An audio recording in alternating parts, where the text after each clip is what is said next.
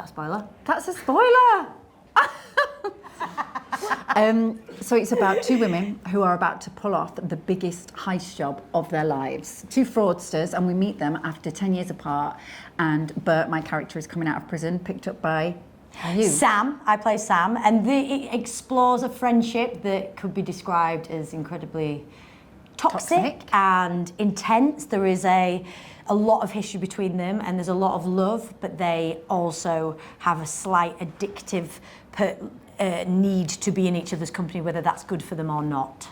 I'd say not. I think what's interesting about the characters is it's such a huge introduction. Bert's character's been walked and released from prison under, terrible circumstances because she's been released early because of her cancer diagnosis. Yeah, cancer diagnosis. And Sam has spent the last 10 years essentially living alone in a life that is potentially very unfulfilling. But the last thing on Sam's mind is to ever enter back into the kind of criminal activity of their past, but it's the first thing Bert wants to do. So it sets for a spicy reunion. Yeah, but feels like the reunion, the one last chance, the chance to have a legacy, and the only person she wants to do it with is the person she feels the most alive with, and pull her back into all the wrong ways of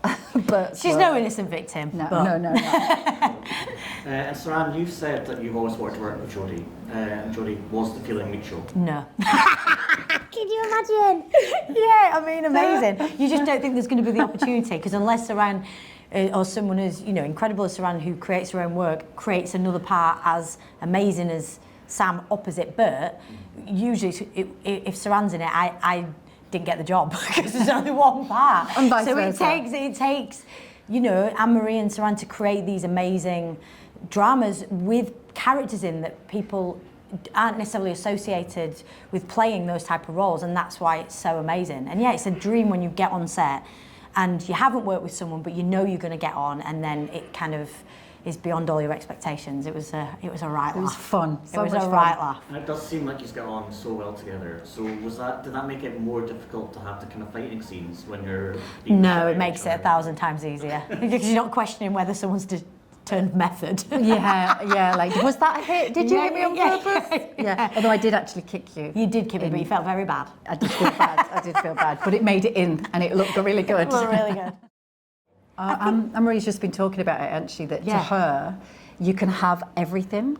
As long as you plot it and work really hard at getting it all right before you get on set, then you can have the humour, you can have the dark, you can have because we know it's a fun, exaggerated piece, but you can have all of those things in there. I think we get slightly obsessed, particularly in television, with boxing, and is this a comedy, is this a drama, is this? And it's all of those things. It's a heist, so it's kind of a heightened storyline within absolute realistic drama, which, like you say, makes you laugh your head off. So all of those things are most people's day-to-day. We just sometimes struggle to package everything all at once without pinpointing it into one particular genre. You're right, in film, no one would question it. No. But in TV, you do for some reason. But let's see how it goes down. Yeah. Well, you created it, so it must be in that sense of something you haven't done or within that. I think everything I create is like with Maryland. I wanted to play Becca the sister because she wasn't the one that was powering the story along. That was my sister's part, obviously the brilliant Eve Best, and so I think with this more people would associate me with Sam and you with Bert. Yeah. So it's like, no, I want to play the other character, and I knew with Jodie, she's just got this strength of conviction that she can hold on to something until she has to burst in at the end of Ep 1 or the end of coming into episode 2, and we unravel her. And I think that's why you took it on, because it was just different. Yeah, it's so different, and I think that you do come away from some jobs and they're extraordinary, but the emotionally grueling jobs which we've both done, you know, when you read something that you think this is going to be a laugh. Yeah, I can't say that for a lot of my jobs. Yeah. I know what mine is. Go on, I've already go. said it. But I love this in episode 2. It's very early in episode 2, so it's not a spoiler. But we infiltrate a funeral, a very affluent funeral, to, you know, just do a bit of pickpocketing. And I absolutely loved the journey of events throughout those scenes put together, that section of the episode, because I think we meet them, we realise who they were before, who they are now, and it gives a real kind of fun life to this world. And we found, like, it took us a long time to find that church as well, because we needed the scale of this kind of Dolce & Gabbana funeral, because it takes them from up a mountain with goats to a chicken to what they're capable of, and it just makes you go, oh, maybe they can pull off the bigger heist then if they can do that. And obviously the reveal is great. But leave that to the secrets. Yeah. No. Steal anything in a heist, what would it be, and who would be the first person on your crew? Oh, you, because you're so organised.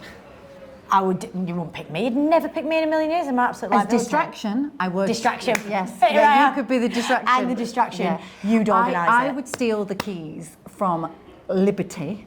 Oh my God, what a great answer. And then go in at night and have a right good shop up.